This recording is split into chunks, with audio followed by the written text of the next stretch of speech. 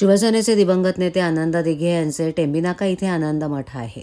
आनंद दिघे यांच्या निधनानंतर शिंदे गटाचे पक्षीय कामकाज या आनंद मठातून सुरू झालं. टेंबीनाका हा शिवसेनेचा बालेकिल्ला, परंतु या टेंबीनाका भागातूनच आता बंडखोरी झाली आहे. शिंदे गटाचे टेंबीनाका येथील शाखा प्रमुख निखिल बुरजुडे यांनी अपक्ष अर्ज दाखल करण्याची भूमिका घेतली आहे. त्यामुळे आता टेंबीनाक्यावरच बंडखोरी झाल्याची चर्चा सुरू आहे. शिवसेनेचे दिवंगत नेते आनंद दिघे हे हयात असताना ठाण्यातील टेंबीनाका येथील मठातून नागरिकांच्या समस्या सोडवत असत. त्यांच्या निधनानंतरही टेंबीनाक्याचं महत्त्व होतं. अनेक ठाणेकर त्यांच्या समस्या घेऊन टेंबीनाका इथे जात असत. या टेंबीनाक्यावर दहीहंडी, नवरात्रोत्सव यासारखे कार्यक्रम आयोजित केले जातात.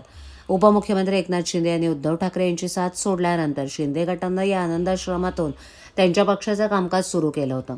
तसंच येथील युवासेनेच्या पदाधिकारी निखिल बुरजुडे याला टेंबीनाक्याचं शाखाप्रमुख पद दिलं. तेव्हापासून निखिल हे निवडणुकीची तयारी करत होते.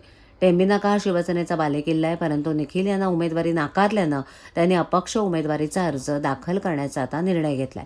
त्यांनी चरई येथील कार्यालयातून त्यांच्या समर्थकांना एकत्र करून उमेदवारी अर्ज दाखल करण्यास ते निघालेत.